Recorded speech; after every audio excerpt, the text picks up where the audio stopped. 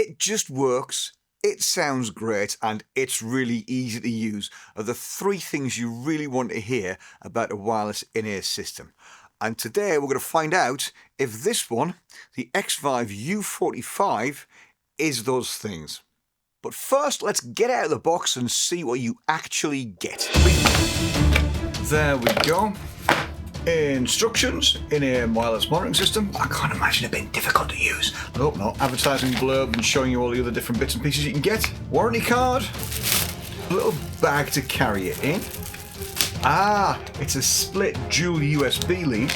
I'm guessing to charge, because you've got two units to charge and you can plug them both into one USB. Cool. So there is the transmitter, and you plug that into your mixing desk. That is the receiver pack that goes on your belt, and then you also get that little adapter that lets you pop that on there if your auxiliary on your mixing desk is a jack output. There we go.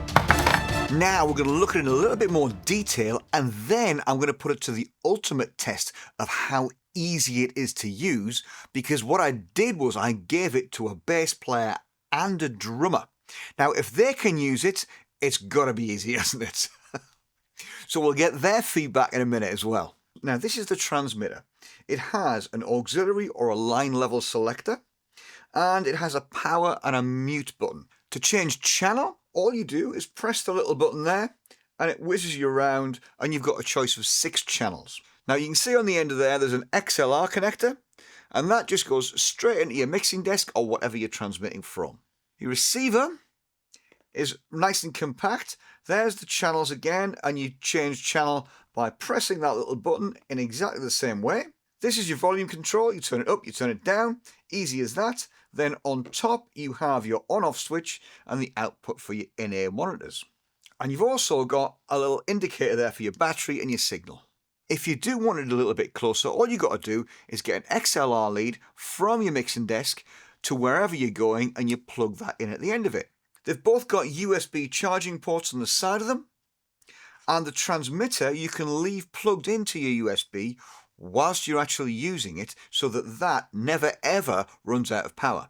And speaking of power, all I do, and I don't charge these separately, I don't come home and charge it up.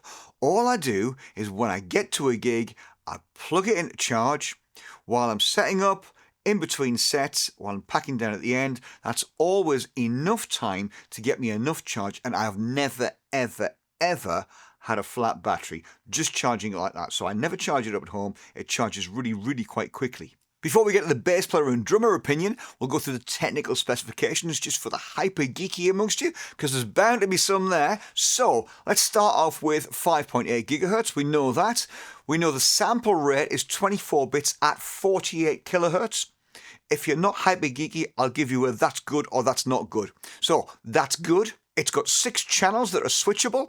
That's good. The other thing I need to say about channels is if you've got multiple versions of the same device, you can put them onto the same channel. So you can share an auxiliary with somebody and you can share the same monitoring if you want to. That's good. Frequency response, 20 Hz to 20 kilohertz at -3 dB.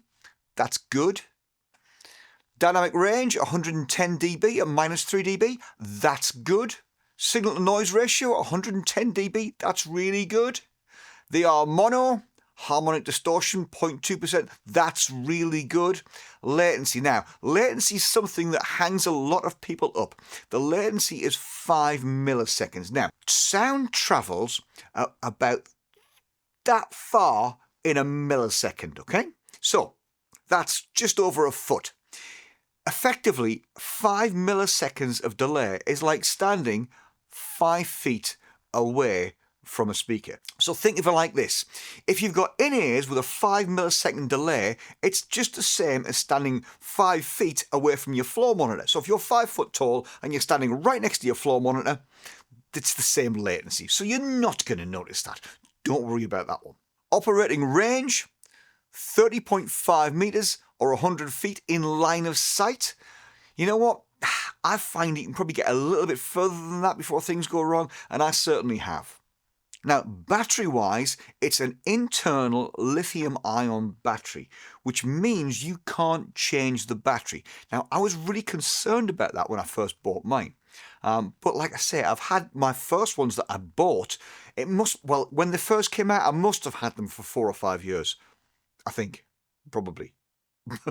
But you know what? It's still working fine. It still charges up. It still gets me through the night. No problems at all. And I've had no issues and no worries with batteries running out or not charging up properly or anything like that. Full charge within 2.5 hours. That's from completely dead as dead can be.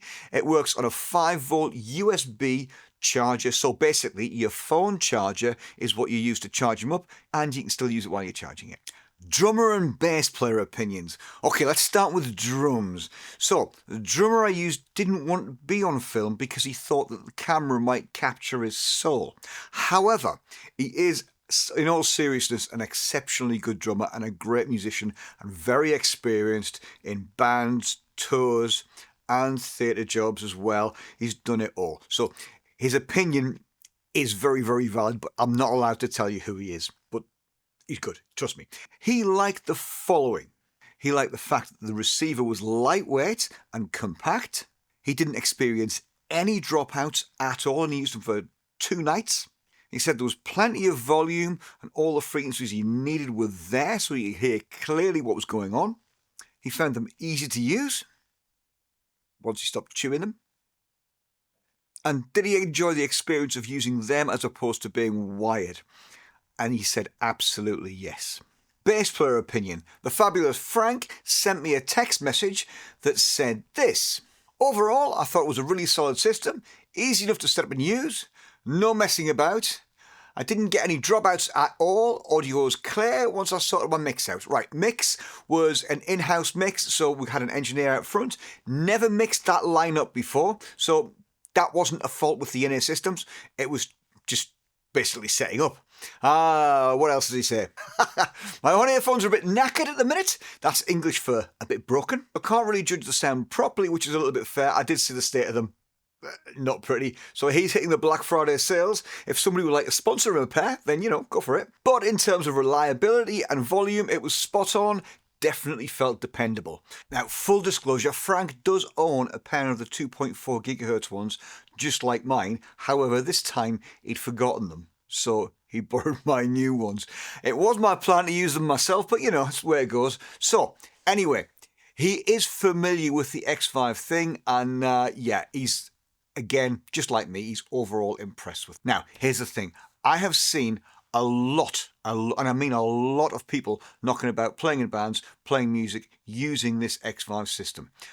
Even just last weekend, I did a deb gig with a band I'd never met before, and they were all on the Xvives. I've done work with function bands where there's always somebody that's got a pair of the Xvives as well, whether it be these ones more recently or the older ones, but there's always somebody with these things. So they seem to be a bit of an industry standard.